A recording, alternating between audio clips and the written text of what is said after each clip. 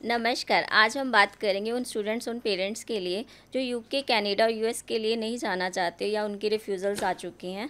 तो उनके लिए बेटर ऑप्शन अभी के टाइम के लिए क्या है? हम बात करेंगे मिस्टर विनय सर के साथ। नमस्कार सर। जी मैम, राम राम। सर, जैसे कि आजकल बहुत ज़्यादा रिजेक्शंस हैं जी यूके, कनाडा के लिए, यूएस के लिए। लोग मतलब इंटरेस्ट भी नहीं ले रहे हैं क्योंकि इंटरव्यू में बहुत लोग डरते हैं। तो क्या आप प्रेफरेंस करेंगे कि ऑस्ट्रेलिया में किस वे पे जाएँ लोग, जैसे स्टूडेंट्स हैं? देखिए, आज ना बाहर जिसको भी जाना ना उसको खज्जल होने नहीं जाना। बिल्कुल। कनाडा में 100% वीज़ा रिफ्यूज़ल है। जी। वीज़ा नहीं आ रहा किसी नहीं का यार, भी। बिल्कुल। अमेरिका ने स्टूडेंट वीज़ा बंद कर दिया है, नहीं देना उन्होंने किसी को। जी। इंग्लैंड कहता है कि 10 साल तक हम तुम्हें पीआर नहीं देंगे। जी। आज के दिन एक ही कंट्री बचती है, वो है ऑस्ट्रेलिया। हम्म। वो सपनों का मुल्क है, हर किसी को आज जाना है। ओके। डिमांड इतनी बढ़ गई है हम्म। कि ऑस्ट्रेलियन कॉलेज, ऑस्ट्रेलियन यूनिवर्सिटी वो डरते एप्लीकेशन ही नहीं ले रहे क्योंकि गलत आदमी ना आ जाए। आज हर किसी को लगता है कि पूरी दुनिया के वीज़े बंद हो गए हैं, हम्म। अब ऑस्ट्रेलिया के खुले हैं, अब ऑस्ट्रेलिया चले जाना चाहिए। दूसरी तरफ ऑस्ट्रेलियन सरकार को नज़र आ रहा है कि सारी दुकानें बंद हैं, हमारी खुली हैं, हम पैसे बना लें। बिल्कुल। Visa application fees, visa fees, embassy fees पिछले साल $500 होती थी, जी। आज $1600 है। सो और बिल्कुल। 15 दिन में $2000 करने लगे। 1.5 लाख रुपया खाली करें एम्बेसी की फ़ीस। तो यहाँ से पता लगता है कि पैसा कमाने का ये खेल है। ऑस्ट्रेलिया को वो लोग चाहिए जो अमीर है, जिनके पास पैसे हैं। जिसके पास 25-30 लाख रुपया है ऑस्ट्रेलिया जाने के लिए, ऑस्ट्रेलिया उसको वीज़ा देगा। जी। जिसके माँ बाप के पास आमदन है, जिसके अच्छे नंबर है, जब वीज़ा और किसी कंट्री का मिलना ही नहीं तो फिर जिसका मिलना उसने पैसे लेने जी ठोक के। तो आज के दिन ऑस्ट्रेलिया नंबर 1 चॉइस है।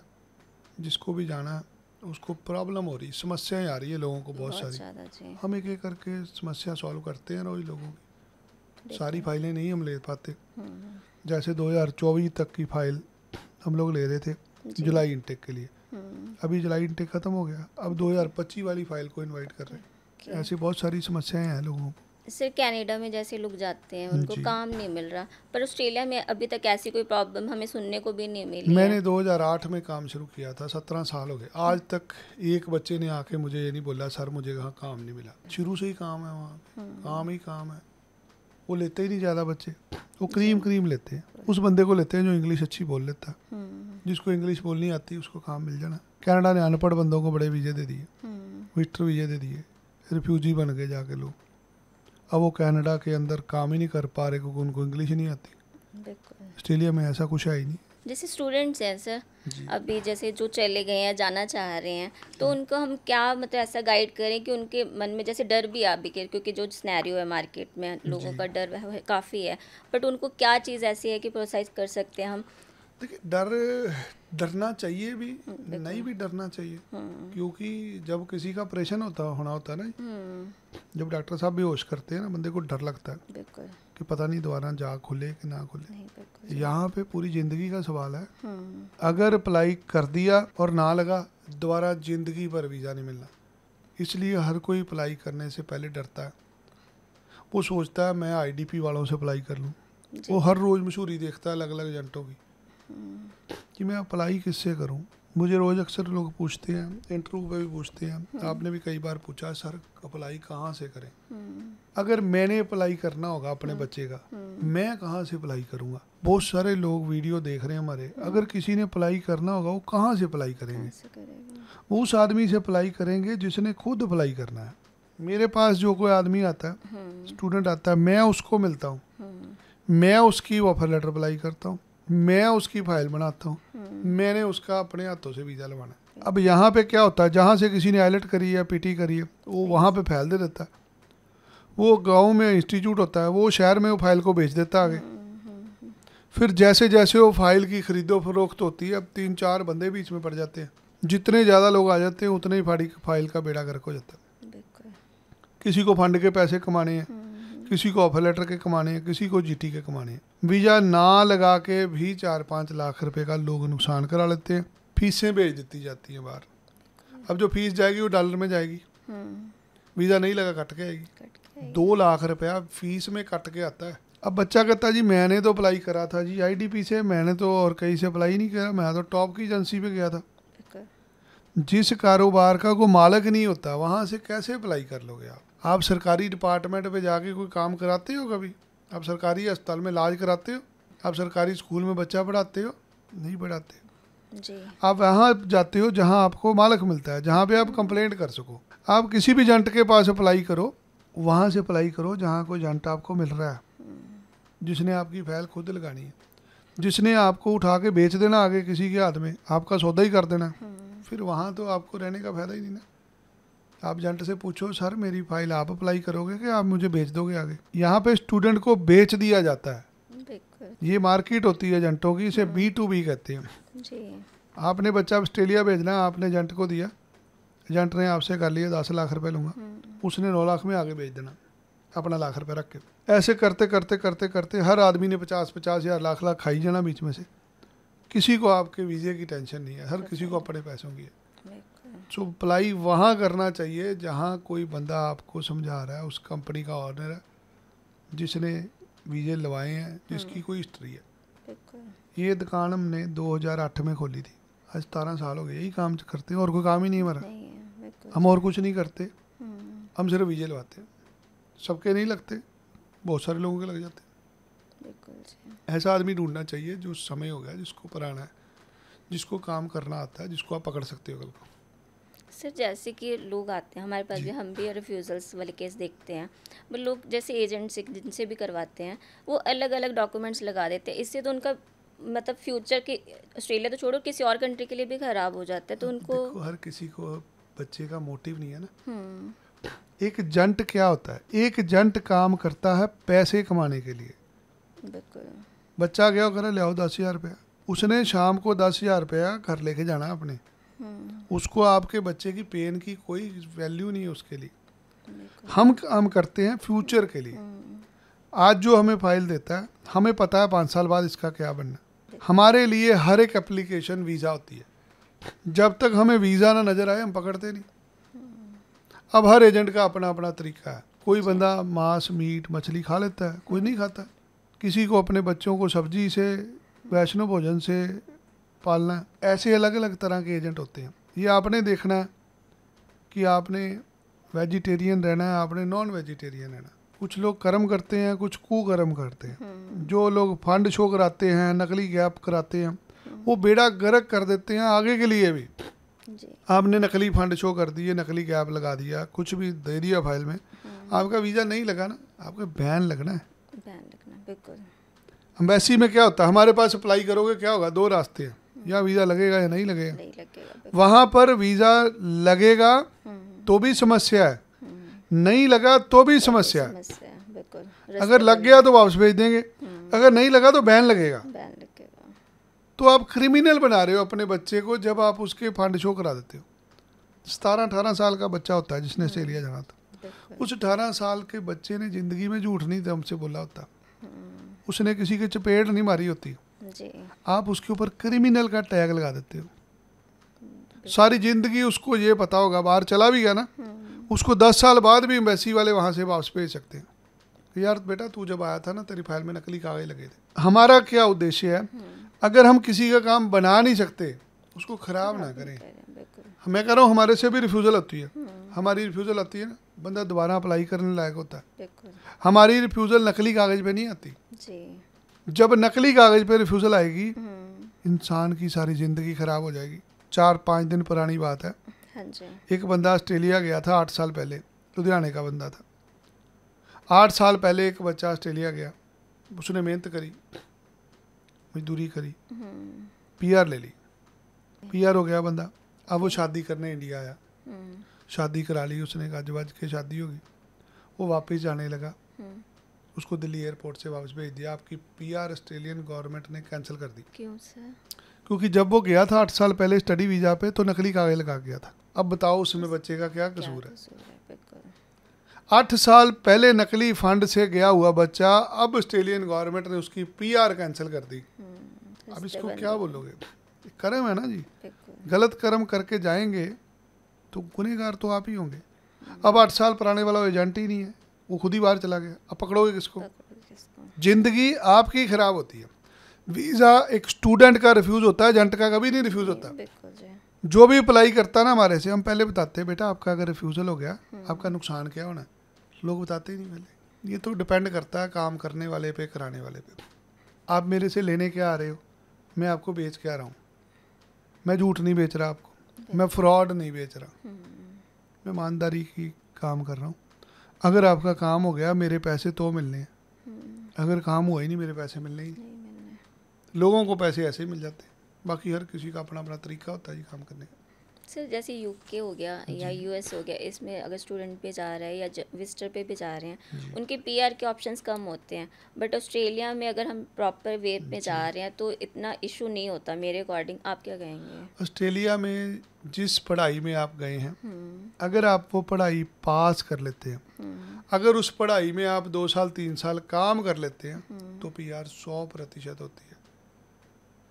आप नर्सिंग में गए, आपने नर्सिंग की पढ़ाई ख़त्म करी, आपने नर्सिंग की नौकरी करी, आपकी पीआर होनी होनी है।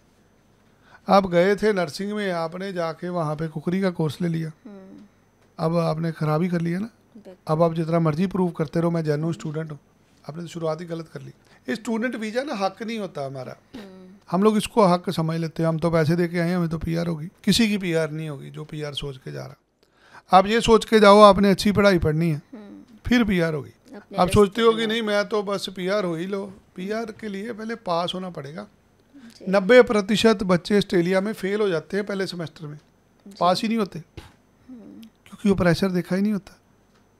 माँ बाप है नहीं, खाना भी बनाना है, अपने आप को भी संभालना, कपड़े भी धोने हैं, काम भी करना है, कॉलेज भी जाना, क्लासें भी लगानी है, इसलिए हर बच्चा फेल हो जाता है। सर कौन से ऐसे कॉलेजेस यूनिवर्सिटीज़ हैं या एरियाज़ हैं जहाँ पे लोग जाके अपना फ्यूचर के लिए बेटर प्लान कर सकते हैं ऑस्ट्रेलिया में और कितना कमा सकते हैं? दुनिया मेलबर्न जाती है जी, हर किसी का कोई ना कोई भाई बहन वहाँ रहता है जी। कोई सिडनी जाता है। मेलबर्न सिडनी में जाने वालों की पीआर नहीं होती, क्योंकि वहाँ पॉइंट नहीं बनते। ओके। अगर आप गांव में जाते हो फिर पीआर होती है, तो गांव में जाने के लिए बच्चे मानते नहीं, मेलबर्न सिडनी जाते हैं। कोई 5 साल लटकता है, कोई 10 साल लगता है। जब वहाँ पीआर नहीं होती फिर वहाँ पे गांव में जाते हैं। जो शुरू में गांव में जाता है 5-7 साल में पीआर हो जाती है। इतना फ़र्क क्यों है सर सिटीज़ और क्योंकि शहरों के अंदर रश बहुत ज़्यादा है जी, गांव के अंदर बंदे नहीं है। गांव में पीआर आराम से होती है, गांव में नौकरी फ्री में मिल जाती है, गांव में जो पीआर कराते हैं बंदे सपोर्ट करते हैं आपको। शहरों के अंदर कंपटीशन होता है। सिर्फ अगर अर्निंग की बात करें तो अगर नॉर्मल पर्सन भी जो अगर ज़्यादा से ज़्यादा 5-6 घंटे भी काम कर रहा है तो कितना अर्न कर सकता है? इसकी कोई भी डेफिनेशन नहीं है कितने पैसे कमा सकते हैं। हर एक मुल्क का एक कायदा कानून होता है। कुछ कानून जो भारत में नहीं है ऑस्ट्रेलिया में है। लोगों को समझाना बहुत मुश्किल होता है। दिहाड़ी होती है ना, एक दिहाड़ी होती है हमारे, मिनिमम वेज रेट। हमारे यहाँ पे मिनिमम वेज रेट क्या है? मान लीजिए अभी हमें घर बनाना है, हमें मजदूर चाहिए, हम बाज़ार में जाएंगे, जहाँ मजदूर मिलते हैं हम एक मजदूर ले आएंगे दिहाड़ी के लिए। वो 8-10 घंटे के लिए आएगा बंदा, 8-10 घंटे हमारे पास मजदूरी करेगा, हम शाम को उसको पैसे दे देंगे। कितने पैसे आपके?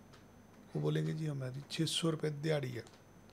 हम सुबह लेके आए थे 600 रुपये दिहाड़ी पे, हमने शाम को 600 रुपये दिहाड़ी दे दी, वो लेके चले गए। अब यहाँ पे भारत में हम कह सकते हैं 600 रुपया मजदूर की दिहाड़ी है। अगर हम मजदूर लाते हैं, अब हम ऑस्ट्रेलिया में हैं, अगर हम मजदूर लेके आते हैं सैटरडे को तो वो पैसे डबल देने पड़ेंगे। अगर मजदूर लाते हैं संडे को तो डबल से भी ज़्यादा देने पड़ेंगे। अगर मजदूर लाते हैं रात को 2 बजे तो और ज़्यादा देने पड़ेंगे। इसलिए जो हमारे लोग हैं वो स्मार्ट है, मेहनती लोग हैं। हमारे लोग मंडे टू फ्राइडे काम ही नहीं करते, हमारे लोग काम करते हैं वीकेंड पे। वीकेंड पे भी काम करते हैं रात को, जब पैसे ज़्यादा मिलते हैं। अब अगर ये सारी चीज़ें कैलकुलेट कर लोगे, जो टैक्सी चलाते हैं बच्चे, वो टैक्सी चलाते हैं फ्राइडे सैटरडे को, क्योंकि वीकडेज के अंदर टैक्सी में कमाई नहीं होती। अब ऐसे बंदे हैं जो 50,000 रुपया एक दिन में कमा लेते हैं। अब वो 50,000 रुपया एक दिन का बना, अब वो 7 दिन काम नहीं मिलना, काम तो 2 दिन ही मिलेगा। सो कोई बंदा $1,000 हफ्ते का कमाता है, कोई 1500, कोई 2000, बाकी हर किसी का अपना अपना तरीका है। ये लाखों में जाता है। 2 लाख रुपए से शुरू कर लें, बाकी मेहनत है, करने वाला 5 लाख भी कमा लेता है, 6 लाख भी कमा लेता है, फिर खर्चे भी उसके हिसाब से। जी बिल्कुल। जिसको 5 लाख रुपए कमाई है उसने रहना भी कर लेगा, फिर उसने गाड़ी भी लेनी, उसने कपड़े भी नहीं लेने। सो जैसी जिसकी आमदन होती है वैसे वो खर्चे पाल लेता है। साधारण भाषा में 2 लाख रुपए से लेके 5 लाख रुपए तक आदमी कमा लेता है आराम से। कि पहले पढ़ाई करो जी। फिर अपनी कमाई कर सकते जी। हो इजीली, अच्छी अर्निंग कर सकते जी। हो आप अपने तरीके से। सर जैसे कि अगर कोई मास्टर के लिए जा रहा है वहाँ जी। पे ऑस्ट्रेलिया में पढ़ने के लिए, उसके लिए क्या मतलब है चीज़ें कि वो उसको क्या क्राइटेरिया मिलेगा? मास्टर्स के लिए क्राइटेरिया है 2 साल की मास्टर्स, जी। उसके ऊपर 3 साल का वर्क परमिट। पूरे ऑस्ट्रेलिया में जो कानून है 2 साल की मास्टर पे 2 साल के वर्क परमिट का है। जी। हमारी गवर्नमेंट का एक ट्रेड एग्रीमेंट हो रखा है ऑस्ट्रेलिया के साथ, जी। जिसमें हमारे मास्टर डिग्री वाले बच्चे को 3 साल का वर्क परमिट मिलता है। ओके। ये सिर्फ इंडिया के लिए है। इंडिया के, ओके। सो जो भी आदमी 2 साल के लिए मास्टर डिग्री पढ़ने जा रहा है उसको 3 साल का वर्क परमिट है, तो ये 5 साल में पीआर आराम से हो जाती है। सो जो भी बंदा भारत में बैचलर है उसको एक बार ऑस्ट्रेलिया जरूर ट्राई करना चाहिए। ये पढ़े लिखे लोगों के लिए है। यहाँ पे जो बैचलर के बाद नौकरी करेगा 10, 15, 20 हज़ार रुपये की नौकरी होगी, वहाँ पे जो बैचलर में पढ़ाई के साथ नौकरी करेगा वो लाखों में होगी। सो चाहे 12वीं वाला बच्चा ना जाए, बैचलर वाले बच्चे को ज़रूर जाना चाहिए, क्योंकि इससे किस्मत के दरवाजे खुल जाते हैं। अपॉर्चुनिटीज़ काफ़ी जी, हैं बहुत सर ज़्यादा उनके लिए। जी। सर जैसे कि अभी स्टूडेंट्स जाके वहाँ पे स्टडी कर रहे हैं या फर्दर कोई भी विजिटर वगैरह पे भी जाके कुछ ना कुछ अपनी वे आउट देख रहा है कुछ करने के लिए, बट अभी हम इसमें यही कह सकते हैं कि ऑस्ट्रेलिया बेटर है rather than बाकी other सारी कंट्रियों countries से अच्छा है। बिल्कुल। बाकी जिसको जाना है कई प्रकार के वीज़े होते हैं, कई तरह के रूल्स रेगुलेशन होते हैं। हम लोग सिर्फ स्टडी वीज़ा में डील करते हैं। जी। जिसको जाना है सारा काम 2 महीने में हो जाता है। सेफ भी है सर वैसे, सेफ है, आपको किसी के ऊपर डिपेंड नहीं डिपेंड रहना। नहीं रहना। आप जाते काम कर सकते हो, पढ़ सकते हो, डिग्री मिलेगी, डिग्री की वैल्यू है। आप स्पॉन्सर्ड स्टूडेंट हो, आपको ऑस्ट्रेलियन गवर्नमेंट ने वीज़ा दिया, आप किसी रिश्तेदार भाई बहन के मेहनत तरला करके नहीं गए, आप फीस भर के गए हो, आपको वहाँ की सरकार संभालती है। आप बीमार होते हो, आपका इलाज होता है, आपको पढ़ाई जाती है, उस पढ़ाई की वैल्यू है। पढ़ाई ख़त्म कर लेते हो, आपको वर्क परमिट मिलता है, वर्क परमिट पर काम करते हो, आपको पीआर मिलती है। सो अगर आप स्टडी वीज़ा पे जाते हैं तो आपको लेके जाना, आपकी सारी जिम्मेवारी ऑस्ट्रेलियन गवर्नमेंट की होती है। सो अगर आप किसी रिश्तेदार भाई बहन को लेके जाते हो, उसके कहने पे जाते हो, फिर आप मजदूर बन के जाते हो, आपको उसी के घर में रहना है, उसी घर पे सफाई करनी है, उसी के हिसाब से बनेगा।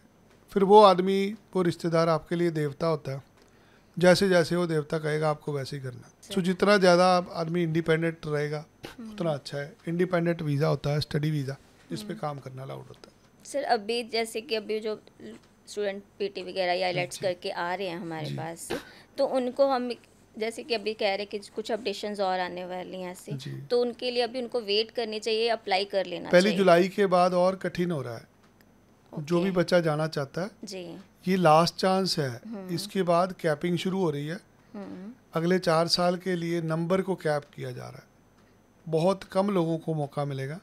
जिसको भी जाना है ये गोल्डन अपॉर्चुनिटी है, 1 जुलाई के पहले अप्लाई कर सकते। बिल्कुल जी, थैंक यू सर। जी, थैंक यू मैम। उम्मीद करते हैं सबके डाउट्स क्लियर होंगे। अगर जो भी लोग अप्लाई करना चाहते हैं स्टूडेंट्स, जल्दी अप्लाई कीजिए, क्योंकि जैसे सर ने बताया कि आगे अपडेशंस आने वाले हैं, उससे पहले अप्लाई कीजिए और हमारे ऑफिस में विज़िट कीजिए। बट शर्त ये है कि अपने डॉक्यूमेंट्स ज़रूर साथ में लेके आएँ। Thank you.